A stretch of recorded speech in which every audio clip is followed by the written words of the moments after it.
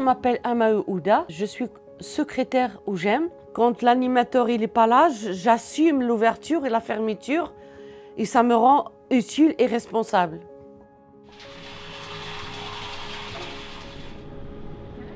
Je m'appelle Bruno Yorka, j'ai 58 ans. Je viens au GEM depuis 2015. Le travail que je fournis au GEM en tant que vice-président, c'est un travail de vive haleine. Le jour de la dépense. La dépense. Ouais. Juillet 2023. D'accord. Le 5 juillet Ouais. 2023. Je m'appelle Christophe et je suis animateur coordinateur au GEM Gambetta à Montpellier. L'intérêt du GEM, c'est de faire en sorte que les personnes qui viennent puissent se mettre en situation de responsabilité et être acteurs du projet qui est mis en place ici au sein du GEM, que ce soit l'animation ou tout ce qui est à trait à la gestion administrative et financière. Donc c'est un gros travail d'accompagnement qui demande avant à faire en sorte que les adhérents qui viennent et qui ont leur fragilité psychique puissent retrouver de l'estime, de la valeur, une image de soi qui leur permette de se dire ben voilà, on est capable d'eux. Quand je prends la navette et je suis à l'arrêt de la navette, pas loin de chez moi, j'ai dit vraiment, j'ai de la chance d'avoir un endroit où je peux me poser, en dehors de chez moi. Parce que être chez moi, les volets fermés, je dis mais vraiment, j'ai de la chance d'avoir un endroit où je peux me poser et boire un thé et accueillir les adhérents et être souriante pour lutter contre ma maladie. Je dis mais vraiment tout ça, il faut que je le protège, il faut que j'essaye de le garder. Et si je veux le garder, il faut être actif tous les jours. C'est une structure qui est un dispositif qui est né de la loi de 2005 sur l'accès à la citoyenneté des personnes en situation de handicap. L'idée générale, c'est que l'État s'est dit on va proposer un budget, une somme d'argent à une association d'adhérents, donc d'adultes, de personnes qui sont en fragilité psychique, et ce sont les adhérents eux-mêmes qui vont établir leur projet. L'idée, c'était vraiment d'amener les gens à s'émanciper, à retrouver leurs capacités et à être porteurs et acteurs de leur projet. C'est pour ça qu'on fait le maximum, nous, au niveau du GEM, pour responsabiliser chaque personne, chaque adhérent, d'autant plus chaque administrateur, président, secrétaire, trésorier. Et c'est un cheminement qui demande beaucoup de travail. De la part des adhérents qui jouent le jeu, de se dire ben voilà, on va essayer d'avoir cette responsabilité-là, et de la part de l'équipe d'animation, donc notamment de l'animateur coordinateur, puisque je les accompagne dans tout ce qui a trait à la vie associative, notamment administrative et comptable. Donc concrètement, ça veut dire qu'on a des adhérents à un moment donné qui sont fait élire et qui ont une responsabilité au niveau du bureau de l'association. On va trouver à un moment donné l'animateur David qui va faire découvrir la nouvelle technologie de l'impression 3D avec un groupe d'adhérents. Je les accompagne pour la lecture des mails, pour la réception des documents administratifs, pour la comptabilité et ensuite je m'occupe de la mise en place de l'animation. Ça on le fait en co-construction.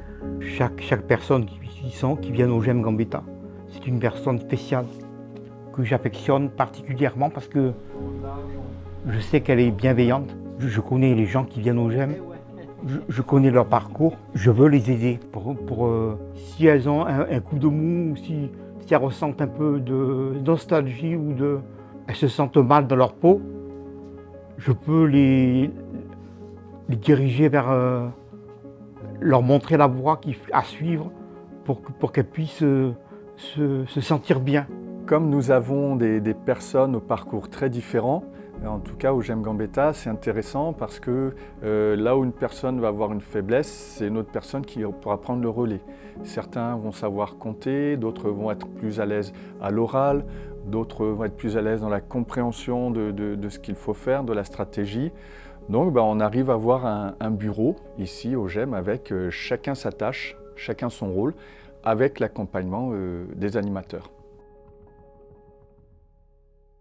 Nous avons eu un projet d'acquérir un minibus pour ne pas être dépendant d'un prêt et on a travaillé quelques années pour ça, on a mis de l'argent de côté et puis un jour on a pu réaliser ce rêve d'être autonome, c'est-à-dire d'avoir notre propre véhicule pour faire nos sorties comme il nous semblait. On va au phare, On va à Palavas, on voit la Grande Monte, on fait la marche au bord de la mer et ça occupe la journée. Et c'est très bien pour quelqu'un comme moi qui est dépressive.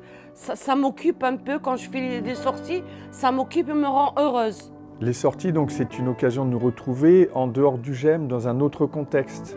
Donc c'est vraiment différent de se retrouver à l'extérieur. On va continuer nos discussions, on va parler des projets, on va parler de ce qui se passe en interne. Ça me change la vie, ça m'aère.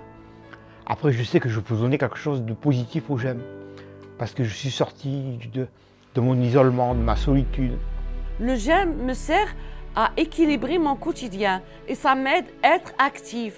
Parce que moi, quand je fais tout ça, mon cerveau n'a pas de la place pour avoir des idées sombres. Parce que je suis en dépression.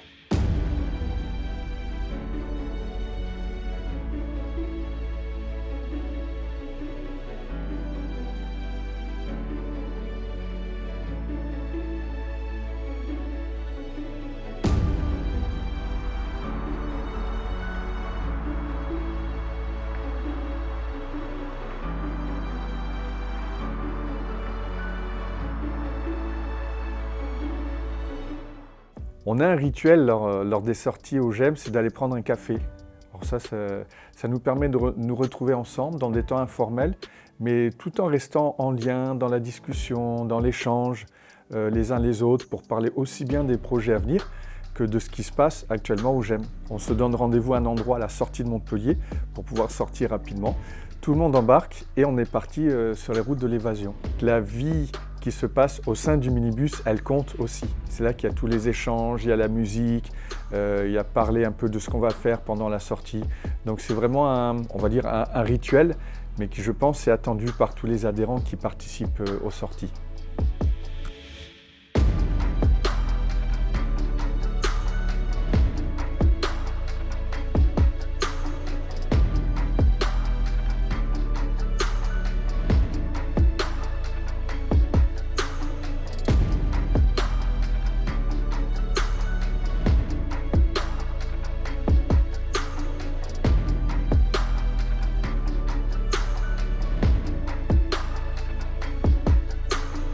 Le minibus est important pour le GEM parce qu'il permet de nous déplacer pour aller loin.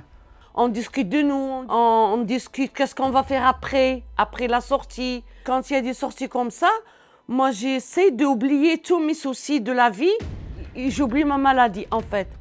Il n'y a pas la place vraiment pour avoir les idées sombres. Le contact avec la nature, pour les personnes qui viennent au GEM, ça compte. Ça va apporter de l'apaisement, ça va apporter du calme ou parfois une certaine dynamique. Mais en tout cas, ça nous permet de nous retrouver dans un autre cadre que celui du GEM à l'intérieur, voilà, entre quatre murs. C'est un moment qui permet de l'évasion pour les personnes, de plus penser peut-être à tout ce qui peut occasionner des tracas dans leur vie quotidienne. Ce GEM, il respire, il y a le flux, le reflux, on est ensemble, on se quitte, on se retrouve et il y a cette synergie, cette cohésion d'équipe qui est toujours là. Nous avons été contactés il y a 1 an et demi par le parrain du GEM qui nous a proposé un projet extraordinaire, en tout cas en ce qui nous concerne, c'était de réaliser un baptême de plongée. L'idée, c'était vraiment d'aller chercher une activité qui sortait du commun, voire de l'extraordinaire, pour justement toujours derrière développer des capacités d'adaptation chez les adhérents, développer le dépassement de soi aussi, et puis il y avait un petit côté de challenge. Voilà, tout ça accompagné par l'équipe d'animation et avec une volonté, je dirais, de faire pour les adhérents qui ont décidé d'y participer. Et puis il y a toujours cette notion aussi de découverte. Voilà, est-ce que moi je vais pouvoir y arriver? Est-ce qu'on va le faire? Et on va vivre quelque chose quand même d'extraordinaire. La fragilité psychique, c'est quelque chose qui me gêne pas. Quand je suis en présence de personnes qui sont tout autour de moi, je me dépasse en les aidant, en parlant, discutant, en argumentant. J'arrive généralement à me surpasser, à vaincre mes peurs, mes angoisses, mes phobies. Et j'arrive tout le temps à me surpasser, à sublimer, à avancer dans la bonne direction. Je vais y aller à l'eau parce que Ça me demande des efforts, mais finalement, quand je suis dans l'eau, je suis bien. Et être en présence de l'eau, ça rassure, mais quelquefois c'est contraignant, parce qu'il faut nager dans l'eau.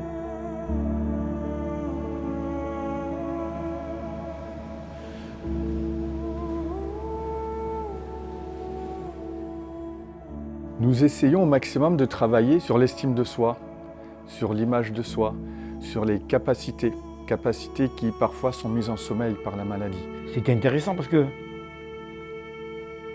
je vois le fond de l'eau. Pendant quelques instants, pendant 5 minutes, j'ai profité d'être dans l'eau et j'ai apprécié cette présence, ma présence.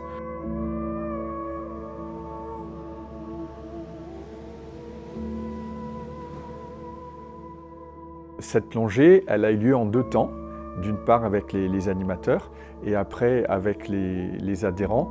Et ça a permis à chacun, pour le coup, de tester l'environnement de l'eau, aller sur l'eau, sous l'eau, de tester le tuba.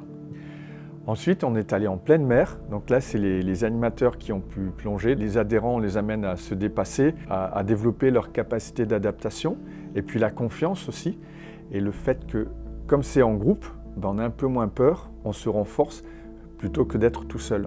Tout ça, ça a été bien vécu et à la fin, ça nous a permis, je garderai en tête cette image-là, où on était à 4 personnes, donc les adhérents animateurs, on a pu sauter au large, en pleine mer, on était à peu près à 10 mètres de fond.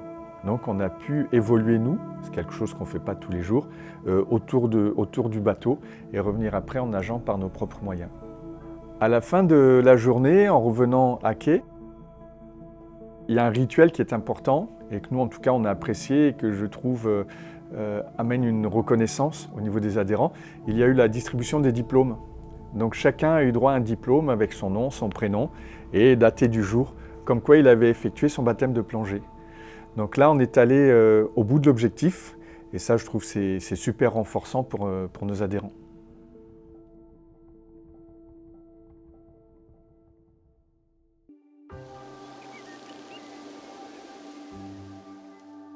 Nous avons mis en place il y a quelques années des séances d'équithérapie. Donc on va travailler en présence du cheval et d'une équithérapeute. Et l'idée, c'est que le cheval soit un médiateur pour nous permettre à nous de travailler sur la relation à nous-mêmes et la relation au groupe. Et ça, Gersande, l'équithérapeute, elle nous amène vraiment une plus-value par rapport à ça. C'est-à-dire qu'au cours des exercices qu'elle va nous proposer, qui sont agréables, qui se font dans la convivialité, ça va amener le groupe à travailler sur la relation qu'il peut avoir avec ses collègues, avec les autres, à comprendre l'autre, à comprendre comment ça fonctionne et pourquoi aussi, parfois, c'est un peu compliqué. Le cheval va nous aider dans ses réactions parce que le cheval, il nous renvoie nos propres émotions.